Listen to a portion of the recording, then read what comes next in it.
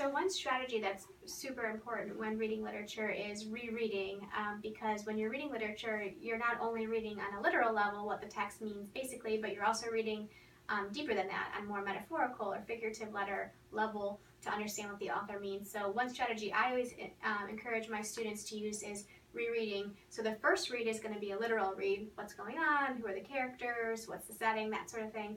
And then the second read is when you're going to go back and try to figure out, well, what is the author really trying to say? What are the themes? What are the literary devices maybe? But the kind of higher level read, if you try to do both of those things at once, it can be a pretty overwhelming experience.